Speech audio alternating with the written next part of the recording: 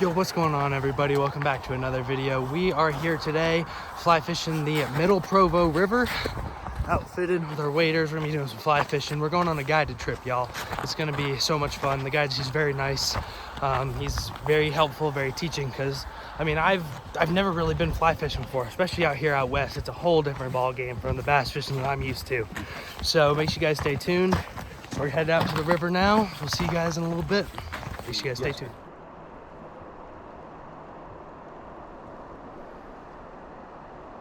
See those little bumps? That's it, hitting the bottom. Okay. Right. Ooh, that's fish. That's... Your other lap. Okay. Yeah. So start reeling. Get them tight. We always got to go with the current, right? Yes, sir. Otherwise, we got lucky if we hooked this fish. Okay. Now we're almost to our indicator. He's just a little guy. Okay. Here, I'm gonna land them all. Okay. Okay. So just kind of bring them over to you then. Yep. Okay. Just listen to me. Yes, I'm not talking just to talk. I got reasons for everything. Yes, I do. sir. Okay. Let's go ahead and point that down. Okay. So here's just a little fish. But these little fish, big fish, they all eat the same thing in here. Okay. The biggest fish I've seen caught personally and other people, that fish ate that tiny little fly, right, with that orange head that I showed you. So, and little fish let us make mistakes. They usually hit it with, you know, more reckless abandonment, right. And they usually, you know, they're so small they don't break you off if you don't do things right. If we hook a big fish and you make a mistake, they'll break this line, like, you know, fringe sewing thread. It's all twisted. All right. So wild fish is what's cool, right? These fish didn't get stocked last week or tossed in here. He's this little guy, so I'm gonna let him go.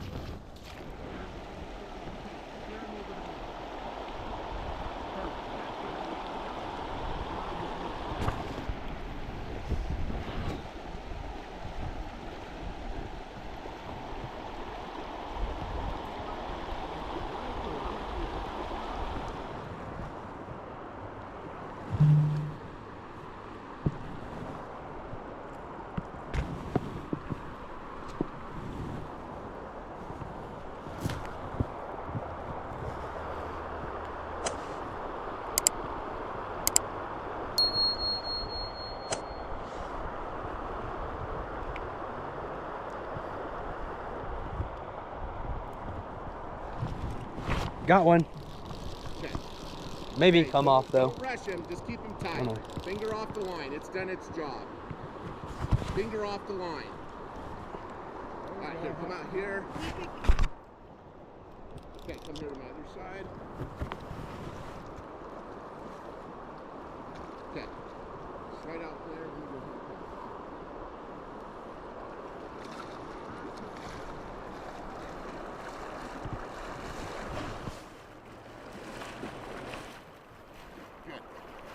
Cock your arm back even further.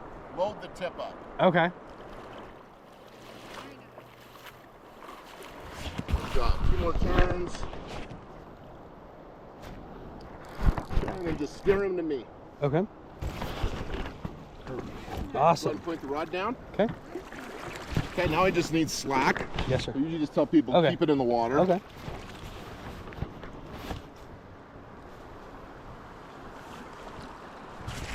Let me get him unhooked, and then we can go from there. Okay. Very nice. Dropped up.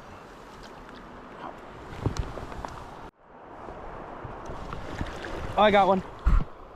Probably why you couldn't pass. I know, yeah, it was weird. So finger off the line right away. Okay. Once that fish decides to run. Yes, sir.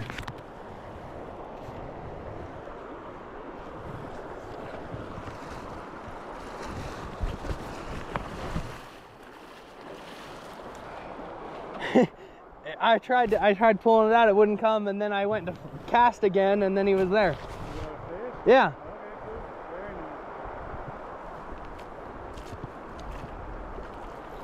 Ooh, he's pulling line. And there's, you know, there's a lot of little guys in here. Oh yeah. But the big fish don't let us make mistakes on this light line, right? Yes, sir.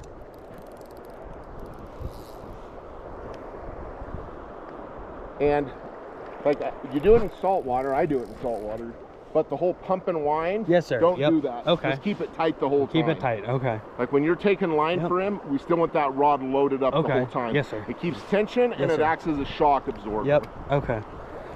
Yeah, I've lost many bass due to slack line. Yeah, I mean it's not good for any kind of fishing. Yes, sir. But exactly. especially like tiny hooks, right? Like Yes, sir. It's amazing we hook them period on these tiny hooks. Yes, sir. Okay, so you just do your thing, and then I will land him on your left. Okay. So just like a little better fish. That or a foul hook possibly, but yeah.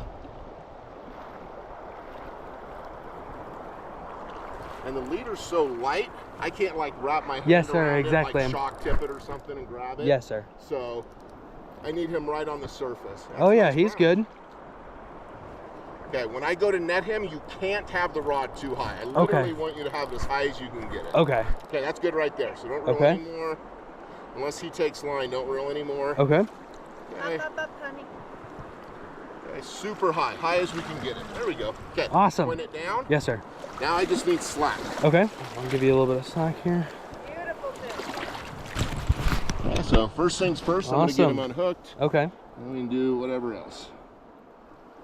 Come on, fish.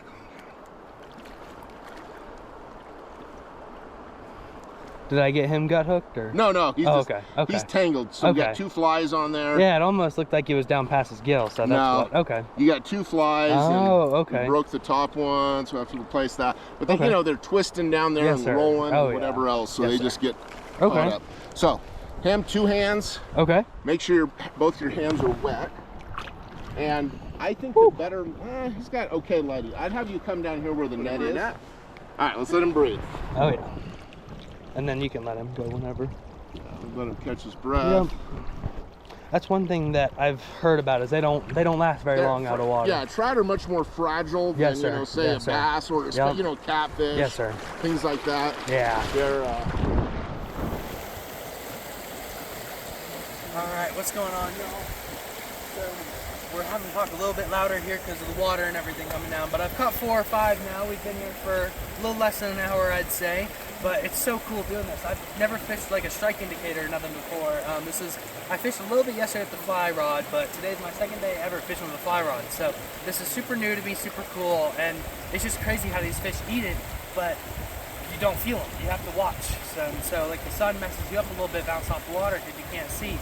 But it's also so important how you keep your rod up just like that. So that way the strike indicator doesn't get pulled down too fast or pulled down too slow. And you have to do what's called a mend here. And you flip it around, that way the line gets behind the strike indicator. There's so much to it, guys, that I never knew, and it's just so cool how the guide has been able to show me so much in the little amount of time that we've been here fishing. So make sure you guys stay tuned. I'm sure there's going to be so many more fish caught. It's going to be a great time. Make sure you guys stay tuned.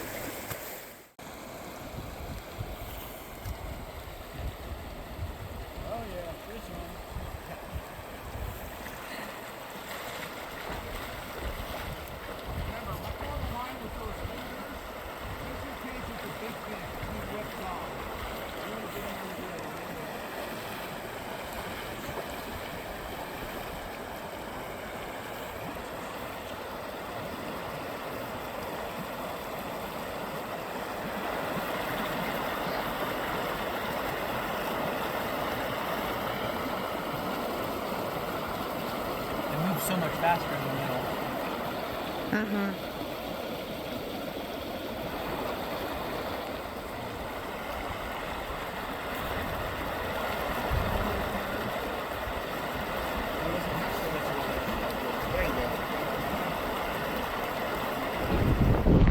Get off there, fish. Come on. We want to go in as straight a line as possible. Okay. Like, I don't know if you golf, but like a lot of times people complicate golf, right? Like a good swing is more complicated than say someone who's never done it before, right? Right. This is kind of the same way. Like it is like a good cast is actually simpler. Right. And you know, overcomplicate. You know, if we're a little further out, you know, probably get a little bit more current. But okay.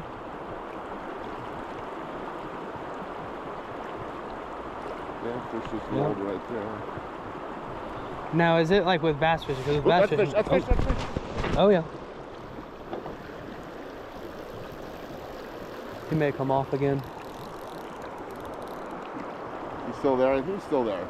I think so, yep. Little guy.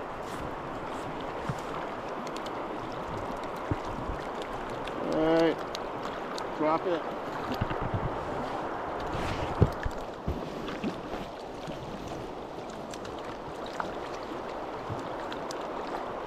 Lively feller. I know.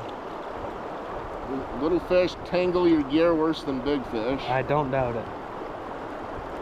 Sit there and death roll and all of that. Yep. So, Yes, sir. before I have to move it. Oh, there's one.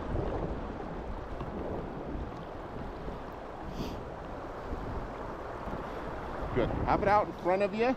Right. Yeah, like that, and then follow it down. And then look at my wrist. Turn your wrist, sweep. That's how we're going to do hook sets. Okay, because I was just pulling like that, but turn and kind of snap the wrist. Okay. Same thing when I'm casting, then? What's that? Like to turn the wrist to the side like that? Yeah, or? but we're going over with the cast, whereas the hook set, we're going straight down. Okay. Makes sense. There's one. Figure right? Or does it swing around? Yep.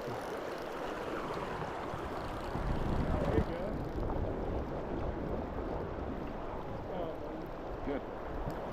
See how you have that rod loaded? Yes, sir. That's what we want. want. Yeah, it feels a lot better, too. So we want to fight him, like, you know, saltwater, you're fighting fish with the butt of the rod a lot of times. Yes, sir. Yep. Here, we're fighting them with the tip. Okay. Like, the tip is the main part of the rod. We're filling, you know, the fish work. Yes, sir. Okay.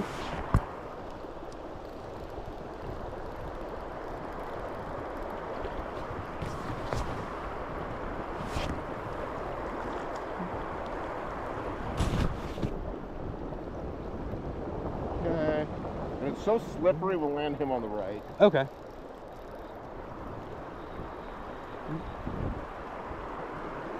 Good. And it's fun on light tackle too, I think, right? Good. A few more turns, we get him just a touch closer to the indicator right there. That's good. Okay. So unless he takes line, don't reel anymore. I'm just steering him. Yes, sir. To myself. Get over here, fish. Come on, calm down. Get over here. All right. Awesome. Okay. I'll tip down. Stop. Yeah.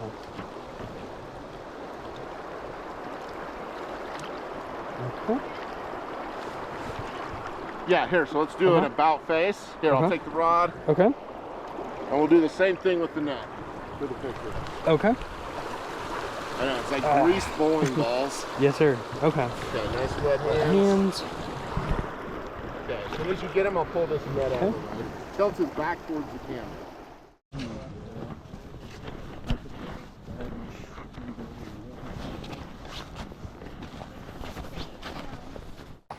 Alrighty, y'all, we're heading back. We just finished up. It's about 1:30.